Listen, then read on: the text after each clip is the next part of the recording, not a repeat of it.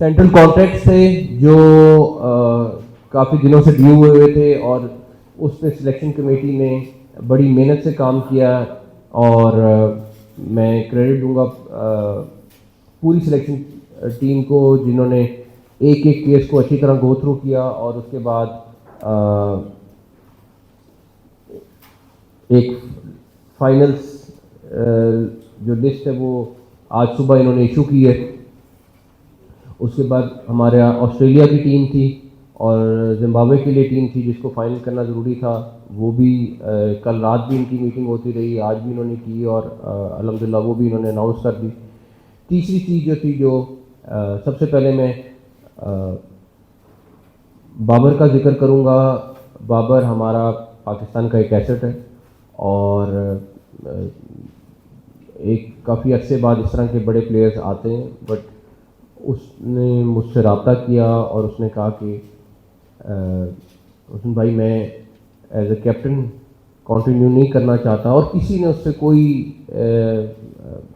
बहुत सारी बातें बीच में आती नहीं थी, लेकिन मैं आपको बता सकता हूँ कि पीसीबी से किसी ने उससे कोई ना रब्ता किया था कि आपने कैप्टनसी छोड़नी है या कुछ करना है। उसका खुद उसने पहले कोचेस से और बाकी लोगों से अपने मशवरा किया और फिर उसने मुझे कहा कि मैं एज कैप्टन कंटिन्यू नहीं करना चाहता।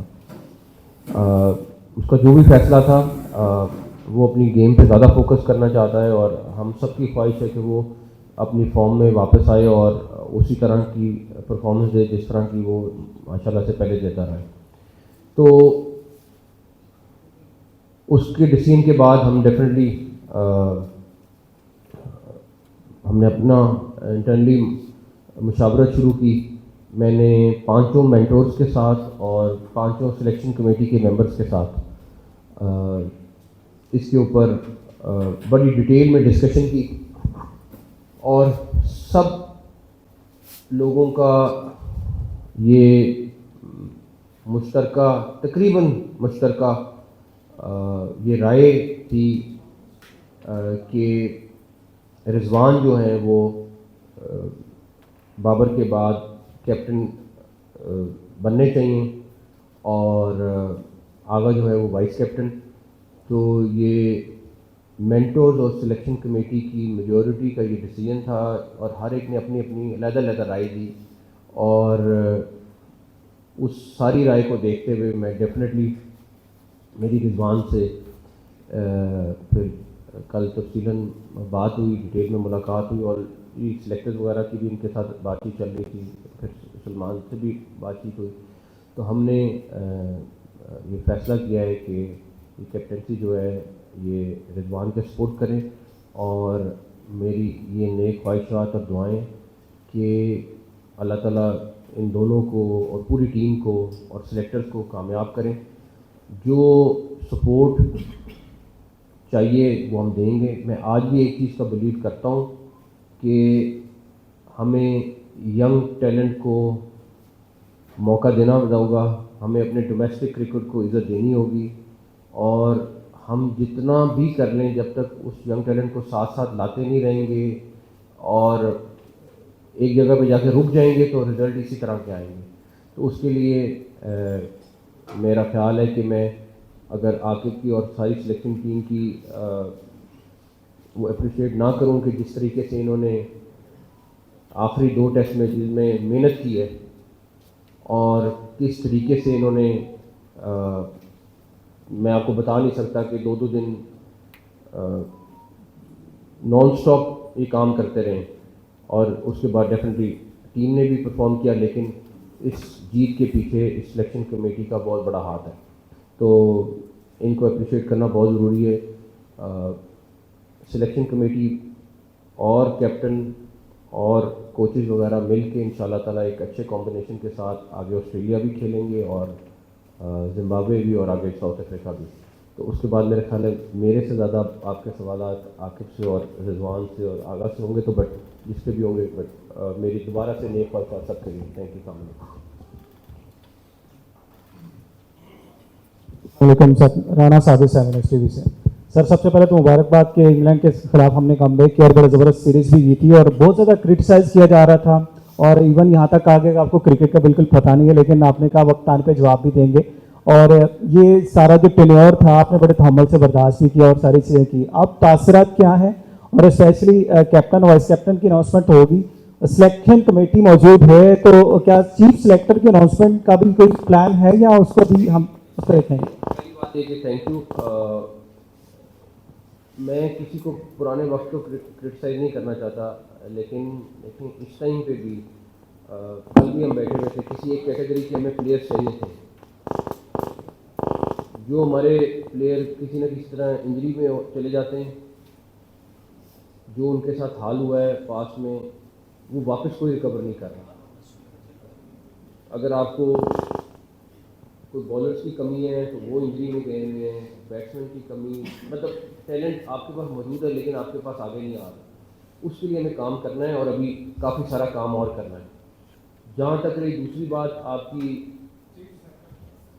دیکھیں اس ٹائم پہ یہ کنوینر بھی ہیں اور یہ ساری میٹنگس کنڈکٹ بھی کر رہے ہیں, اور صرف چیف کا ورڈ اگر نہیں یوز کرے تو ایک علیحدہ بات ہے. اس کی وجہ یہ ہے کہ جب آپ ان کی سلیکشن کمیٹی کی میٹنگ میں بیٹھیں, جس طرح کی یہ بحث کر رہے ہیں, جس طرح کی یہ 8-8 گھنٹے کی میٹنگ کر رہے ہیں, 8-8 گھنٹے کی, تو ہر ایک کا ووٹ برابر کا ووٹ ہے. آصف کا ایکسپیرینس ہے, علیم ڈار صاحب کا اپنا ایکسپیرینس ہے, اظہر کا ہے, ہر ایک اپنا اپنا کر رہا ہے. تو کنوینر ہیں اور اس سے آئی تھنک کافی میسج چلا جاتا ہے. تو اگر وہ ورڈ اگر نہیں ہے بٹ باقی سارا کچھ موجود ہے. السلام علیکم. عاقب بھائی, میرا آپ سے پہلے سوال ہے, پھر رضوان بھائی سے سوال ہے.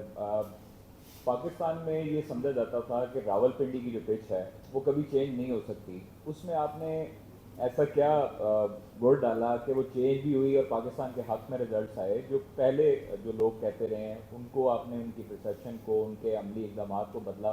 دوسرا, رضوان بھائی آپ کو مبارک ہو سب سے پہلے کپتانی کی.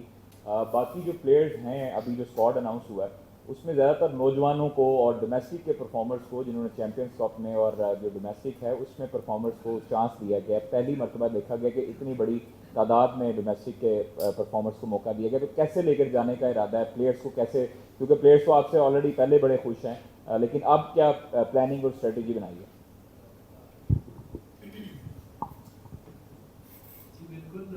جیسے آپ نے دیکھا کہ ہم بھی سنتے تھے کہ پچز نہیں بنتی اور ہمارے پاس اس طرح کے اسپنرز نہیں ہیں, جس کو کہ میں سمجھتا ہوں کہ اگر آپ تھوڑا نالج ہو اور آپ ہول ہارٹلی محنت کریں تو ساری چیزیں اچیو ہو سکتی ہیں.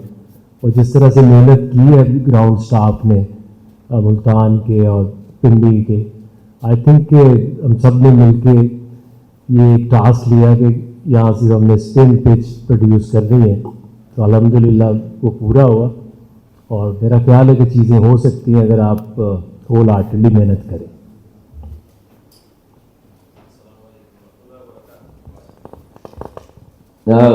دیکھیے جی, جیسے آپ نے کہا کہ ینگ لاٹ بھی ہے, ایکسپیرینس بھی ہے, تو کل بھی اس پہ کافی سلیکشن کمیٹی کے ساتھ میں بیٹھا تھا, بات ہوئی اس پہ, کیونکہ جو ہمارا فوکس ہے وہ لانگ ٹرم کا ہی ہے. وہ ایسے نہیں کہ ہم شارٹ ٹرم پہ سوچیں ان چیزوں کو اور صرف انہیں کو موقع دیا جائے. کیونکہ اگر ہم بابی کی سیریز آپ دیکھتے ہیں, انہیں میں آپ دیکھتے ہیں تو کی پہ کسی کے سینئر ہے, کی پہ جونیئر ہے, تو جو کمبینیشن ہم دیکھ رہے ہیں کہ ہمارے پاس جو بڑی ایونٹس ہیں, تو شاید اس ایونٹ کے لیے ہمارے پاس ایسے کوئی ٹیم بن جائے جلدی سے ہم ان چیزوں کو دیکھیں, تو آگے کی سیریز جتنے قریب جاتے رہیں گے ہم اس سے زیادہ فوکس اس پہ ہوتا جائے گا. تو اس لیے ہمارا جو کمبینیشن ہے میرے خیال سے بالکل پرفیکٹ بنا ہوا ہے.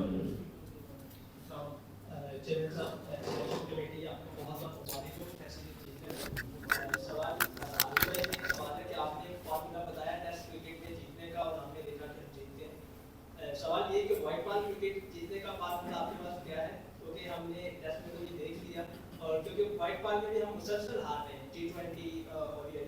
رضوان آپ کو بہت بہت مبارک ہو, پاکستان ٹیم کی قیادت کرنا ہے, اعزاز کی بات ہے. کیا مائنڈ سیٹ پہ آگے سب جونیئر اور سینئر کو ساتھ ملا کے چل رہے ہیں؟ دیکھیں, فارمولا تو اس میں ایسا کچھ نہیں ہے. آپ یہ دیکھتے ہیں کہ کون سی ٹیم پاکستان میں کھیلنے آئی اور آپ کے کیا چانسز ہیں, کس کمبینیشن سے اور کس طرح کی کنڈیشنز میں رہیں. وہ یہ پہلی دفعہ بھی نہیں بنی, اور باقی جو ملک ہیں وہ بھی یہ سارا کچھ کرتے ہیں, تو اپنے ہوم ایڈوانٹیج کا فائدہ اٹھانا چاہیے. وائٹ بال کی جانب کرکٹ ہے تو وہ بھی کھیلتے ہیں, ایک क्रिकेट खेलते हैं। तो वाइट बॉल में हम सब जानते हैं कि जो फिटनेस है वो टॉप प्रायोरिटी होनी चाहिए और स्किल भी होनी चाहिए। तो आई थिंक जो composition and bowling and batting उसको हम डेवलप करें और I think Pakistan I can see a good future even in white ball cricket as well.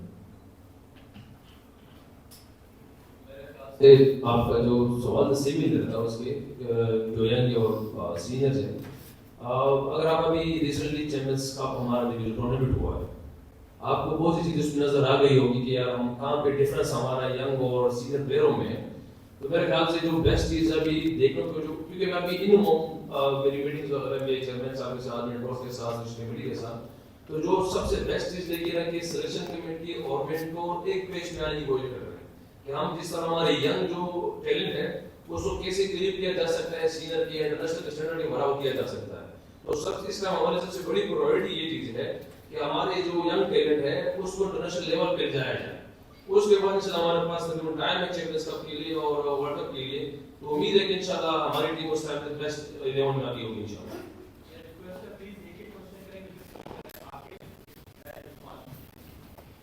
Salman और रिजवान सर, मेरा आपसे सवाल है, जो आप सेंटर प्रोटेक्ट का ऐलान किया है उसमें एक बड़ा मशहूर नाम फखर जमान जो वाइट बॉल क्रिकेट में बड़ा सेक्रेटरी रहता है, उनका नाम करिए। और खबरें ये आ रही हैं, लोग एजम्पशन कर रहे हैं कि उनको शायद पीसीबी के गुस्से का कुछ शिकार हुए जो उन्होंने ट्वीट की थी, या वो उन्होंने कनेक्शन टैग में जो डायरेक्टर इंटरनेशनल की शिकायत की थी उसके मुताबिक नहीं लाया जा सका। तो उसके बारे में बता दें, फखर जमान को ना सेंटर कॉन्ट्रैक्ट में रखा है ना टीम में रखा है। दूसरा ये बता दें कि शार्ट स्विंग का आपने सब्जेक्ट टू कैप्टनसी रखा है, आपको नहीं लगता आपने उनके साथ में तलवार लटका दी है कि अगर आप कैप्टन नहीं तो भी कैप्टन नहीं है? पहली बात कि फखर का कॉन्ट्रैक्ट जो कल मैंने सारा वो किया था कमेटी के साथ, इनका जो भी फैसले थे डेफिनेटली उसका ट्वीट का इशू है, लेकिन वो मैटर उतना नहीं करता था जितना उनका फिटनेस टेस्ट नहीं। और उनके साथ दो इशू थे, एक फिटनेस टेस्ट का और उसके बाद डेफिनेटली उनका एक शो कॉज है जो पेंडिंग है, उसका भी डिसीजन होना शो कॉज था और उसके बाद उनको फिटनेस टेस्ट क्वालिफाई करना, तो उसकी वजह से उनका नहीं हुआ। जो कनेक्शन टाइम में अगर वो मेरा ख्याल है फखर बहुत अच्छा बोला था और फखर के कुछ चीज़ों की वजह से हमने अपनी बहुत सारी चीज़ें फिक्स की और कर रहे हैं इंटरनेशनल डिपार्टमेंट, तो उसमें तो मैं उसको अप्रिशिएट करूँगा। लेकिन ये नहीं हो सकता कि अगर सिलेक्शन कमेटी किसी को नहीं खिलाड़ी तो खिलाड़ी उठ के उसके ऊपर वीडियो करना शुरू कर दे, ये ना इजाज़त है ना दी जाएगी।